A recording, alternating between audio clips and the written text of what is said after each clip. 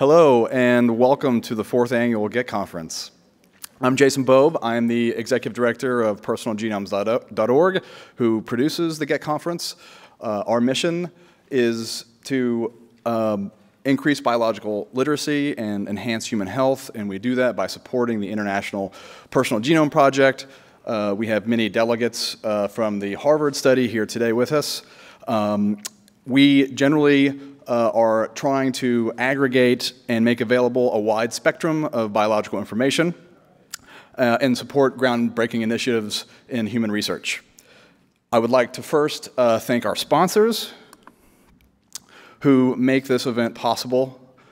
In particular, Genentech, our global visionary sponsor, and for our viewing audience through the webcast, Illumina, and all the other sponsors who I will be mentioning throughout the rest of the day.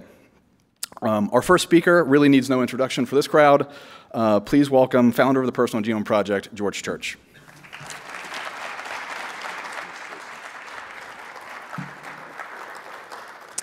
It's a great pleasure to be here.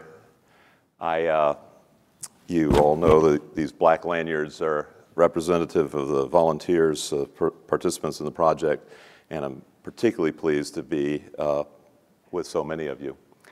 I have a series of thank you slides. This is my conflict of interest slide as well. Jason just showed you the GET sponsors, and thank you very much to them. And I'm going to show the slide at the beginning and end. This is my biggest and deepest thank you to the directors, the staff, and the Data Safety Monitoring Board for the Personal Genome Project.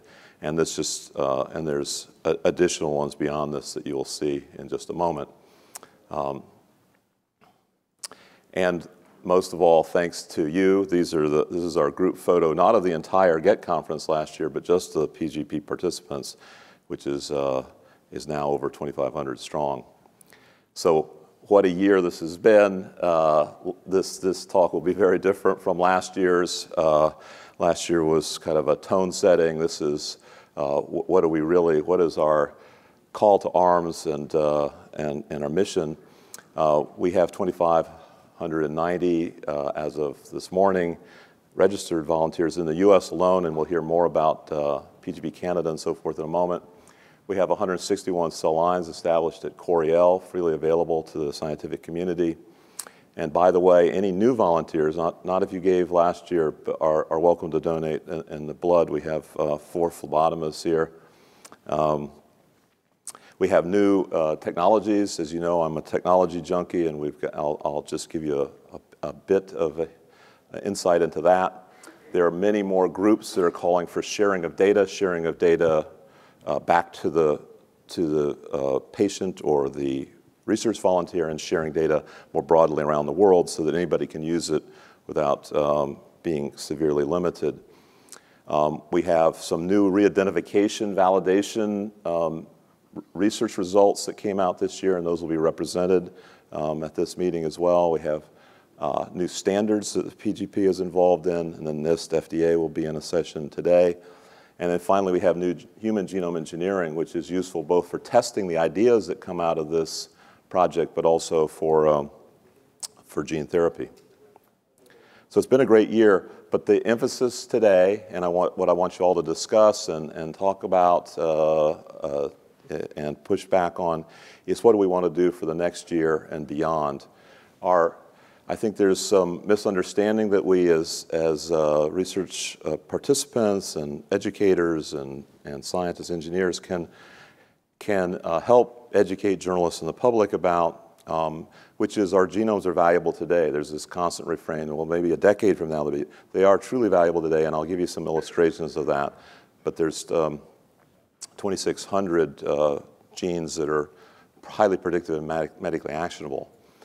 Patients and research subjects in many clinics and research studies can and should be able to access their own data, not just in this project, but for many others. So we can advocate that patients get their data back if we feel that's the right thing. The world needs, medical research needs large, shareable, integrated data sets. I use the term N equals 1 in that you can't just collapse people that happen to have one shared trait or one shared genomic variant.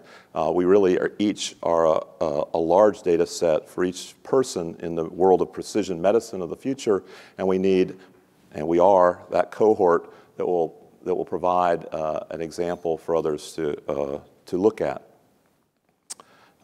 So we need a large number of people, each of which is an N equal 1 study. And most of all, we need the resources and funding to help meet these needs. We've had some very generous donors in the past, but we need more. And hopefully all of you are deputized to help us find that. Now, what do we mean by actionability in N equal 1 studies? There's increasingly a blurred distinction between research and clinical practice. Here's some anecdotes. The plural of anecdote are not data, but these are very exciting anecdotes we should be able to recite in our sleep. Nick Volker was a child, 3 years old, multiple intestinal surgeries, risk of sepsis. His pediatrician took the bold and move of getting his genome sequenced and found out that he had an immune dysfunction in the XIAP gene, and so cord blood was the treatment. The Beery twins, misdiagnosed for cerebral palsy and other diseases, when they got their genome or exome done, it was SPR gene and a change in administration of serotonin and dopamine precursors in their diet. And then we have examples of this individual who studied leukemia and found out he had leukemia and found out that the causative allele was likely to be something that had a treatment in other cancers. Cancers are typically classified by the type of tissue. In this case, he had the genetic variant, but in a different tissue, and tried this drug that had been used in other different cancers. And then some people have predisposition to cancers, and they get prophylactic stomach or mastectomies, ovarectomies. And then you'll hear more about JAK2 from John Lauerman. We have an ecosystem of whole genome sequencing. Many of the volunteers have been already sequenced by either complete genomics, which is now merging with BGI, so CGI, BGI, and pretty soon A through ZGI. And Illumina, an increasing number of our volunteers who already come with their genome sequenced have done it on their own nickel or somebody else's through these Illumina clinical services, and they'll be represented at this meeting. And there are many others that range from CLIA approved to direct-to-consumer. And an increasing number of patients want to see their data. We'll see more about that in a moment. And the American College of Medical Genetics and Genomics has taken a stance on this, and many of the co-authors of this paper are here today and part of our community, and we're very excited about the discussion around this, that really, if things are serious enough, they should be reported back, just as is the case for newborn screening, which is many years old now, where 40 genes or so are diagnosed routinely in essentially all hospital births in the United States, 4 million a year. And in fact, surveys have been done in scaling up this Million Veteran program, which will have genomics as part of it. They did a survey, and they asked their volunteers whether they wanted to receive information about their health if it came up incidentally or otherwise in the genomics. And 96% said positively, as I'm sure everybody here would. But their response was to ignore their own survey, as far as I can tell, and they said that they're unable to return research results. So why did they ask? But this is contrary to other guidelines. This is one in the previous slide, and this one here on the ethical and practical guidelines for reporting genetic research, where results from labs, whether or not they're CLIA approved, can have analytic validity and can be returned as long as they're labeled as research. So I think we're at a very interesting dynamic here worthy of further discussion, and the Personal Genome Project is clearly on the fringe here. Now, I think all of you know the punchline to this slide is The DNA analysis was tracking with Moore's law for electronics since the 60s. And the Genome Project didn't really change this curve very much. And after the Genome Project ended, it could have flatlined instead of going exponentially, improving factors of 10 on the y-axis. But instead of flatlining it, and instead of even following the Moore's law curve, which would have optimistically and exponentially been extrapolated to 6 decades until we had an affordable genome, as many of you have, it took not 6 decades, but 6 years, because it dropped precipitously to the sort of $2,000 range, which is where we've been in this project for a couple of years now. We hope it takes off again soon in the form of new technologies like Genapsys and Genia and so on. We were part of a study, the Harvard and the Personal Genome Project with Complete Genomics, that has produced what I think is the best error rate, 1 in 10 million.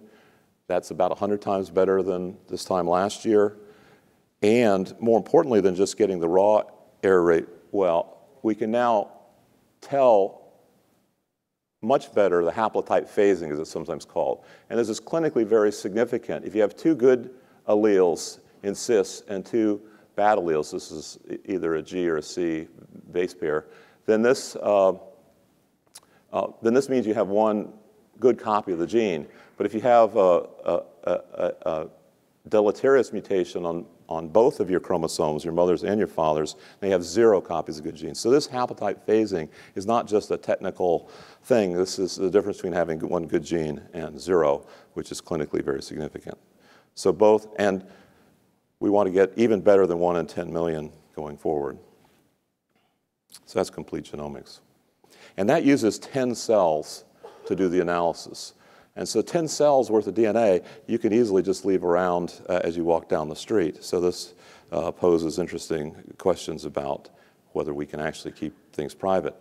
But it goes, our technology now goes beyond 10 cells to single cells, of course, and even subcellular. And the subcellular is incredibly important. We can analyze DNA and RNA in a way that reveals cancer heterogeneity, developmental variation, as your very complex tissues reveal many things about variation from person to person and in pathology and just general variation. This is what we call fluorescent in situ sequencing. We hope to publish this this year, but you're seeing the cutting edge of this. Jay Lee actually gave a talk last year, so I'm not going to spend a lot of time on it, but this allows us these little green and red dots surrounding the purple nuclei are individual messenger RNA molecules, and we can tell the difference of as little as 1 base pair in situ for complex tissues, sections through tissues and so on. And here's an example where when you look at all the RNAs, you see all 4 colors, all A, C, G, and T colors all at once. But then if you look at one place in one gene, you just see one of the colors blue, and then you see subsequent colors and subsequent.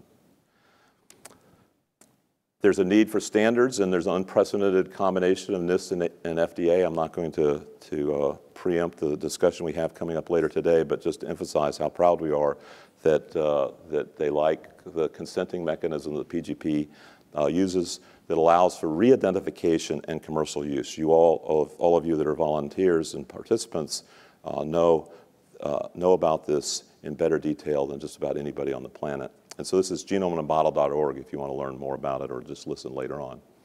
We are the only open access data sets in the world for genomes, environments, and traits. And by we, I now include a number of other groups that you'll be hearing from today that share our consenting mechanism or something very close to it.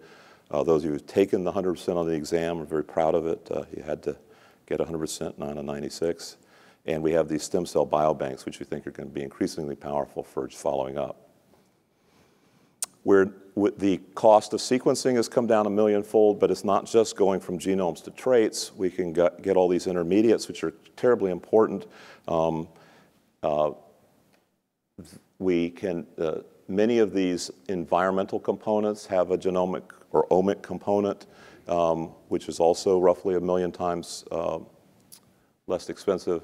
So, for example, our immune response to microorganisms, viruses, and allergens in our body is very revealing, and our epigenetic response to our environmental toxins and so forth is also something that we can measure with these new omics tools. So even things that aren't your inherited genome are now potentially is 1 million times less expensive, and it makes this project so much more feasible. We have IRB approval for 100,000 volunteers in the U.S. and hopefully similar things as we increasingly are international.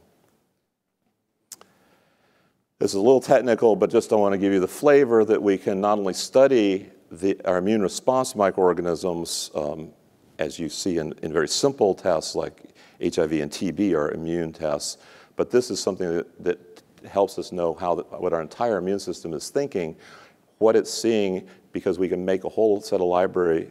This is done in collaboration with Steve Elledge, who's in my department of genetics at Harvard Medical School. And we've expanded it from human to, which is autoantigens, our immune response to ourselves, and we're expanding it now to bacterial, viral, food, and allergies. Last year, you got a little bit from Geraldine Hamilton and Don Ingber's group about organs on a chip. That's taken some really exciting steps forward in terms of using PGP cell lines. Here's some human-induced pluripotent stem cells, showing the stem cells in the upper left, and they've now been programmed with two new regulatory mechanisms involving neuregulin 1 and 2, and you can see it very swiftly, just in a day to 4, they're becoming these highly elongated axons in neurons, and then we can analyze the proteins as well, and we can do electrophysiology on these. This is showing the voltage spikes that are occurring in action potentials in these things that used to be my skin cells that turned into induced pluripotent stem cells that turned into neurons. We're getting exquisite control over the differentiation to see how we're different, to see and to develop therapies and so on. Now, speaking of neurons and brains, you may not have escaped your attention that our president announced this new The Brain Project for innovative neurotechnologies. And we've been anticipating this and planning for this for a few years, including what is now will hopefully be seen as low-resolution fMRI. It's state-of-the-art. And again, volunteers, I know some of you will be doing this during this meeting or before and after it in our collaboration with Randy Buckner and his colleagues at the Martinez Imaging Center. We are also participating in the X Prize and the Supercentenarian study, looking at individuals that have lived a very long time, and Pearls and colleagues have studied this as well, and there's the Welderly study. And I don't know why everybody thinks it's funny, but you don't have to smoke or drink beer in order to live over 110 years. We're hoping that to some extent, they're overcoming their environmental components with rare protective alleles that we will know a great deal about more soon. And we don't have any examples from that yet. We have a couple dozen that are done mostly in collaborations outside of the Personal Genome Project. But here's some examples of potentially what you could call rare protective alleles that are already known in other cases. If you have a double null in myostatin gene, you have these extremely lean and large musculature, and this has been an N=1 study that's been confirmed in animal models, 3 different cows, dogs, and mice. LRP5, not a double null, but a particular type of heterozygote, gives individuals extremely strong bones, such that they'll break surgical drill bits. The only downside is density during swimming. And we have PCSK9 has really inspired the drug industry to target this gene and pathway because these individuals have close to zero LDL cholesterol and coronary artery disease. We have CCR5, I'll show you in a moment, and FTT2 like it. FET2 causes, the double null causes resistance to norovirus, and CCR5 double null to HIV. And then APP is an interesting case. It's on this slide because it is a rare protective allele.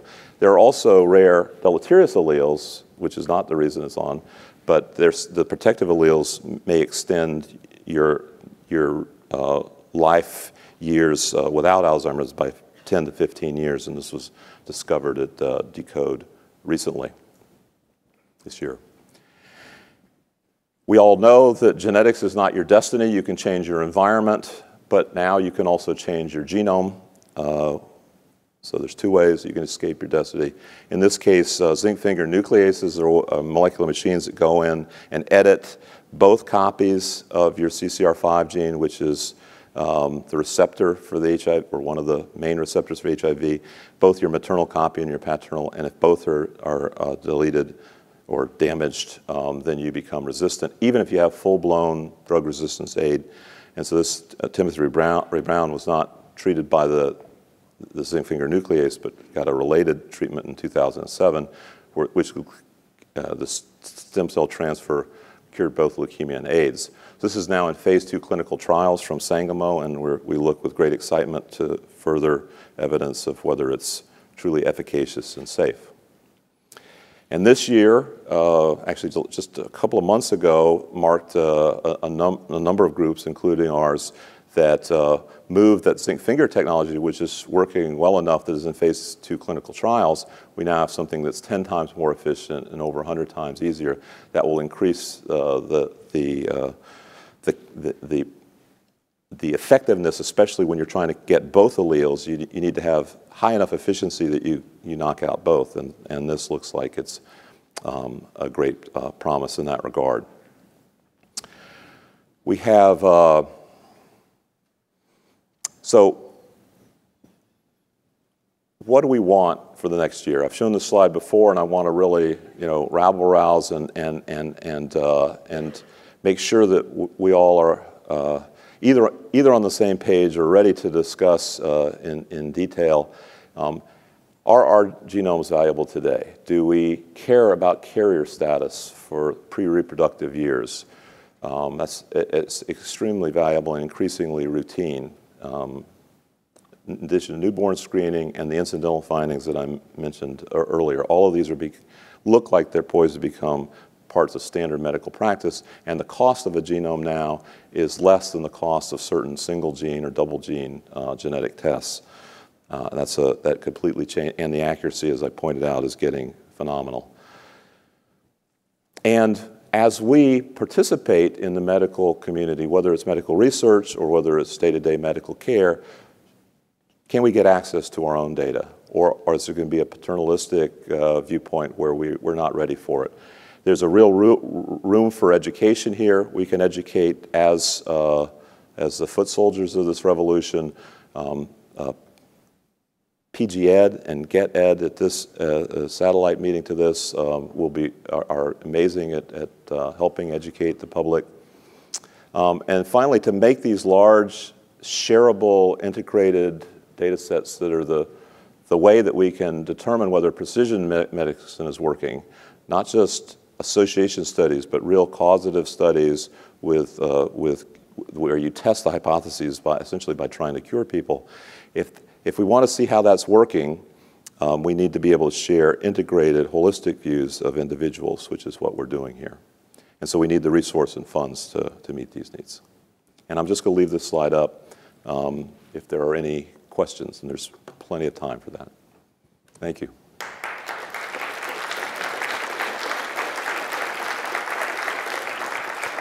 If you have questions, I think there are microphones in the back there, or maybe there's some traveling ones as well.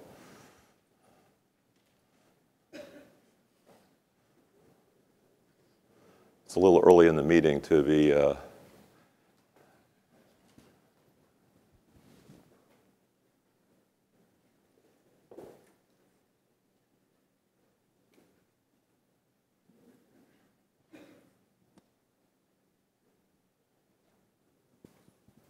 George, it's Ryan Phelan. Yeah. You've brought up the question of how we can become more of an activist in this area.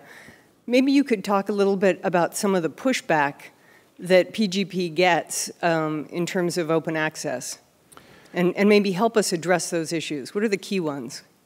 Well, it's not just PGP; it's many of these other ones that are in the fray as well. SAGE and Regs for All and so forth.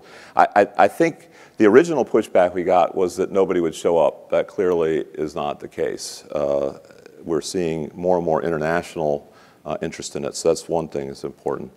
The other pushback is that, and this is really recited over and over again to the point that it almost sounds like a fact, is that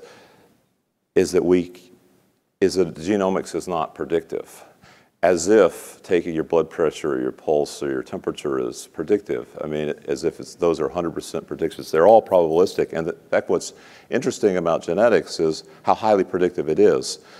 So part of the pushback about returning results is we might return some information that is on the borderline between predictive and otherwise. And I think I think that in the same sense that we weren't ready for the internet, the World Wide Web in 1993, where we went from 0 websites to millions, there was the possibility that was not fully articulated the way we've so fully articulated the possibilities today, that you would have hackers and identity theft and stalking and other undesirable things on the internet, things you don't want your kids to see. Nevertheless, we moved forward, and the point was education. We all need to do that. And for clinical analysis, we need to draw a bar where, and we do this with freely available software called Get Evidence that you'll hear more about at this meeting, not just for our cohort, but for the world, is to have a shareable set of information, of software that says, below this are things that we don't know how to interpret right now. It's like the rest of, it's just like any medical diagnostic. Blood pressure doesn't necessarily tell you whether you have a broken bone or not. And above this are things that are highly predictive and highly actionable, and there are plenty of those, and we can focus on those on the half-full cup. But anyway, all of this is more nuanced and needs to be, we need to be quite vocal about it. Is there another question? Yeah. Yeah, I just had a question about privacy.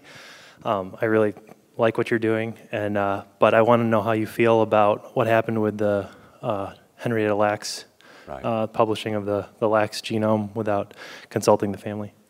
An excellent illustration. I mean, my immediate response was, what were they thinking? An entire book had been written, much had been published about how the family was still around and was impacted and not entirely pleased with the fact that these cells had been used without their knowledge.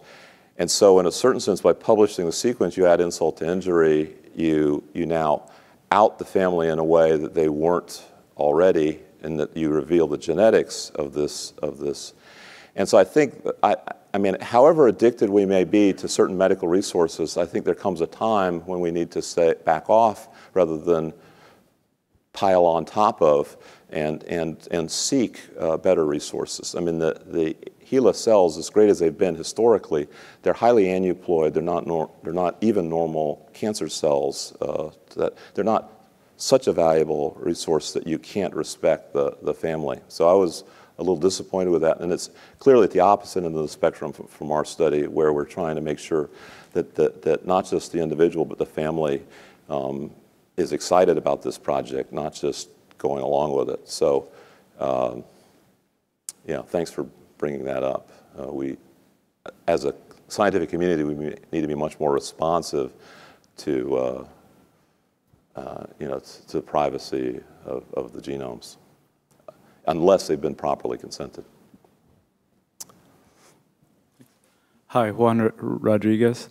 I have a question about the rare protective alleles. Yeah. What are the challenges in terms of doing a systematic search for other, the next PCSK9 or right. in a cohort such as the Personal Genomes Project.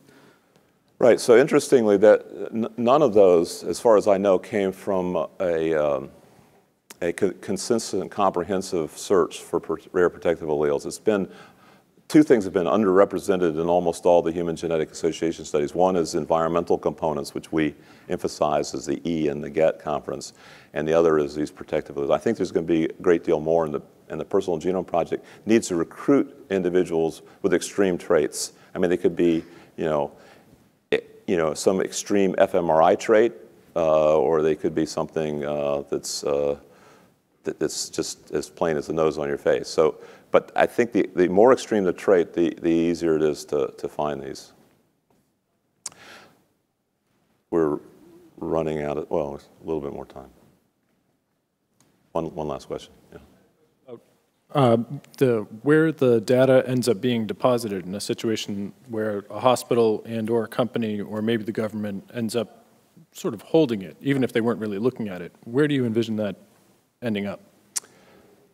So that's actually an interesting question, which reminds me that another great, when I said what a year this was, another great thing that happened this year is that we've been hosting the PGP data, which is, this big data about each of us on our own.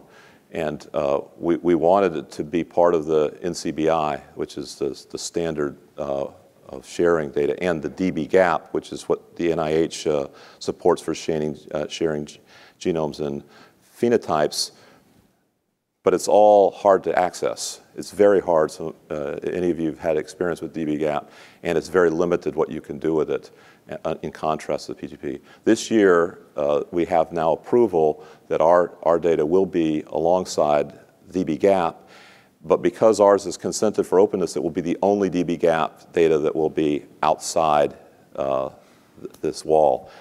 Which is really interesting. The NCBI is very excited about this, and it fits in with what you'll hear from the NIST FDA as well. So this is a big move for NIH and for our project.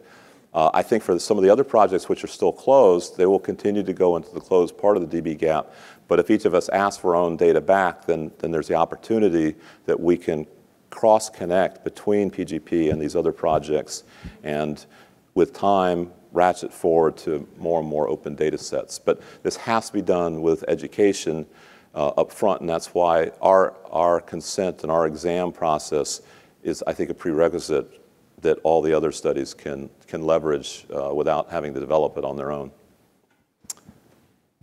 Okay. You have time for one more? Sure. No more. Sorry. Come up to me afterwards. There'll be plenty of time for discussion later today.